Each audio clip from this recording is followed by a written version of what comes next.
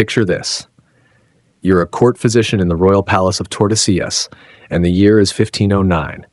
The corridors echo with whispered prayers and the rustling of silk gowns, but there's something else in the air, a sweet, cloying smell that makes your stomach turn. You've been summoned to the Queen's private chambers for a consultation so bizarre, so unprecedented, that you question your own sanity.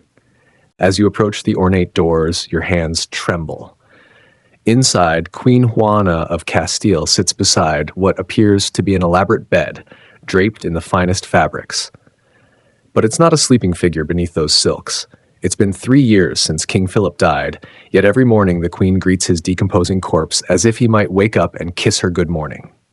What you're about to witness isn't just a tale of royal grief.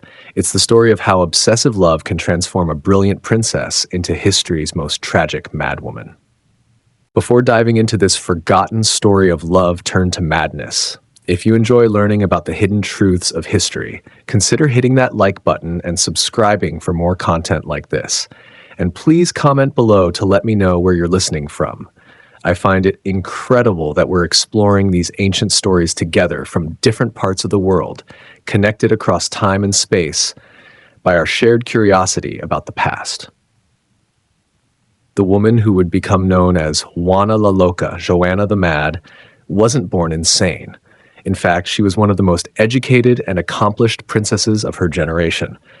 Born in 1479 in Toledo, she was the third child of the Catholic monarchs Isabella and Ferdinand, who had united Spain and launched the Age of Exploration.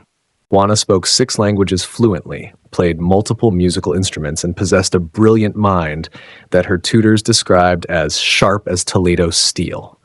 But brilliance, as history repeatedly shows us, can be a double-edged sword. The same intensity that made Juana exceptional in her studies would later consume her completely when she encountered the one force her education hadn't prepared her for: obsessive, all-consuming love. In 1496, at age 17, Juana's life changed forever when she met Philip the Handsome of Burgundy. The name wasn't just royal flattery. Philip was genuinely stunning, with golden hair, piercing blue eyes, and the kind of classical features that made court ladies swoon. But for Juana, it was more than physical attraction. Meeting Philip was like a lightning strike to her soul, awakening desires and emotions she'd never experienced.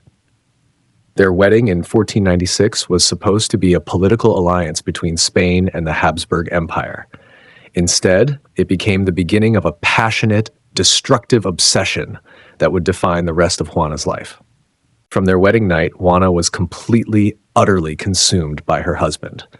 Court observers noted that she couldn't bear to be separated from him for even a few hours. When Philip traveled, Juana would pace the corridors like a caged animal, refusing to eat, sleep, or attend to royal duties. Philip, however, didn't share his wife's intensity. He was a typical nobleman of his era, charming, unfaithful, and increasingly uncomfortable with Juana's suffocating devotion. He took numerous mistresses, often flaunting them in front of his wife. Each betrayal sent Juana deeper into jealous rage and despair.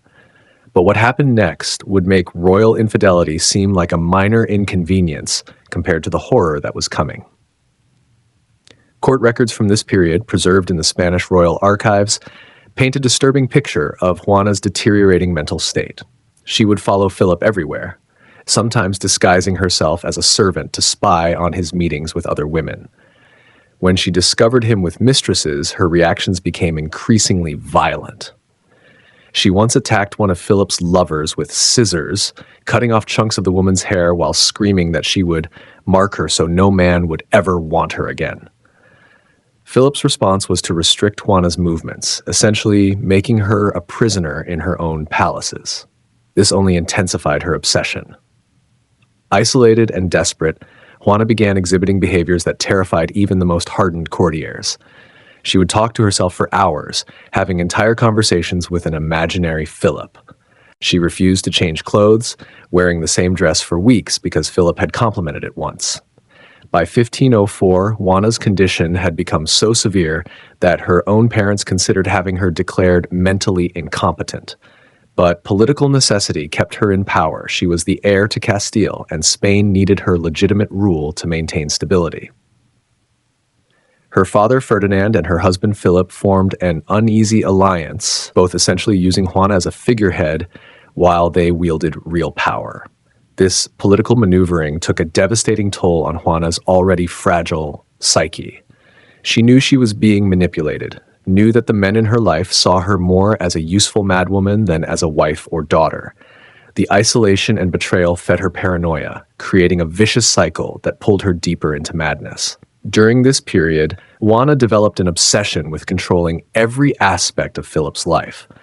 She would inspect his food for poison, convinced that her enemies were trying to kill him. She hired spies to watch his every movement and interrogated servants about his activities. Her jealousy became so extreme that she forbade any attractive women from serving in the palace, creating a court populated entirely by elderly ladies and monks. On September 25th, 1506, Philip the Handsome died suddenly at age 28. The cause was likely typhoid fever, though rumors of poison spread immediately. For Juana, already balanced on the edge of sanity, Philip's death was the final push into complete madness. But here's where the story takes a turn so shocking that even the most jaded court observers were horrified. Juana refused to accept that Philip was dead. In the hours after his death, while preparations for burial were being made, Juana barricaded herself in Philip's chamber with his corpse. She spent the entire night talking to him, stroking his hair, trying to feed him wine. When courtiers finally forced their way in the next morning, they found her curled up next to the body, whispering endearments to her dead husband. What followed was 3 years of behavior so disturbing that it defies rational comprehension. Juana refused to allow Philip's burial, insisting that he was merely sleeping and would wake up soon. She had his body embalmed and dressed in his finest clothes, then arranged for it to be placed in her private chambers. Every morning, Juana would greet Philip's corpse as if he were alive. She would kiss his preserved lips, brush his hair, and hold long conversations with him about court business. Servants reported hearing her laughing with the corpse, as if Philip were responding to her jokes. She would read him letters, ask his opinion on political matters, and even seek his permission before making decisions. The smell became unbearable despite the embalming. Courtiers had to press perfumed handkerchiefs to their noses when entering the queen's presence. Some fainted from the stench, but Juana seemed oblivious to it. To her, Philip was still the beautiful man she had fallen in love with 13 years earlier. Juana's madness reached new heights when she decided that Philip needed to travel. Convinced that a change of scenery would restore his health, she ordered his coffin to be loaded onto a royal carriage for a journey across Spain. This macabre procession, with the Mad Queen riding alongside her husband's rotting corpse, became one of the most infamous spectacles in Spanish history. The journey took months, as Juana insisted on stopping frequently to let Philip rest. At each stop, she would have his coffin opened so she could check on him, often spending hours talking to the decomposing body. Local populations fled in terror when word spread that the Mad Queen was approaching with her gruesome cargo. During this journey, Juana's behavior became even more erratic.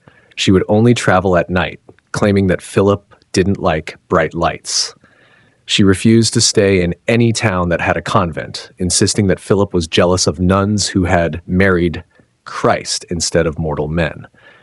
When forced to stop for supplies, she would guard the coffin personally, threatening to kill anyone who tried to approach it.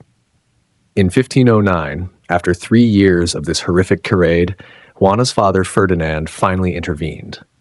Using a combination of force and deception, he separated Juana from Philip's corpse and had the body properly buried in the royal chapel of Granada. For Juana, this forced separation was the final devastating blow to her sanity. Stripped of the physical presence that had anchored her delusions, Juana retreated completely into madness. She was confined to the royal convent of Santa Clara in Tordesillas, where she would spend the remaining 46 years of her life. Even in confinement, she never stopped believing that Philip would return to her. She would spend hours staring out her window, watching for his approach, and maintained their separation was temporary.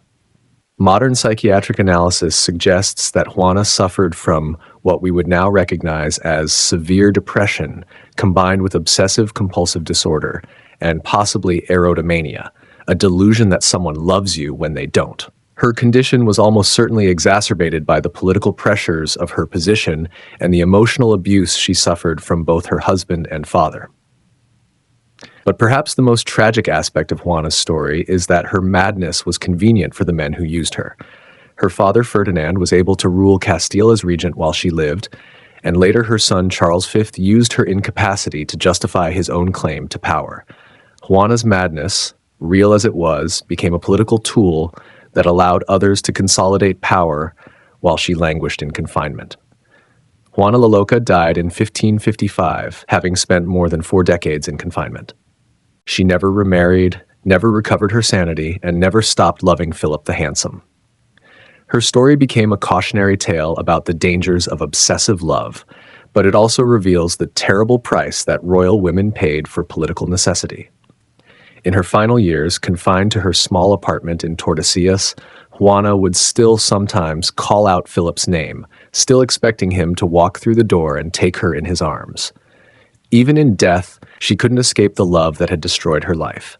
She was buried wearing Philip's portrait around her neck, carrying her obsession with her into eternity. The woman who had once been the brightest star in the Spanish court, who had spoken 6 languages and charmed diplomats from across Europe, ended her days as a cautionary tale about love's power to destroy as well as create. Juana la Loca remains one of history's most tragic figures, a brilliant woman whose greatest strength, her capacity for deep emotion, became the weapon that destroyed her. Juana's story reminds us that behind every historical narrative of royal power and political intrigue, there are individual human stories of pain and loss that deserve our attention and compassion. Her love for Philip may have been destructive, but it was also genuine and all-consuming in a way that few of us will ever experience. What do you think about Juana's story? Was she truly mad, or was she a victim of the impossible pressures placed on royal women? Let me know in the comments below, and don't forget to subscribe for more hidden stories from history that will make you question everything you thought you knew about the past.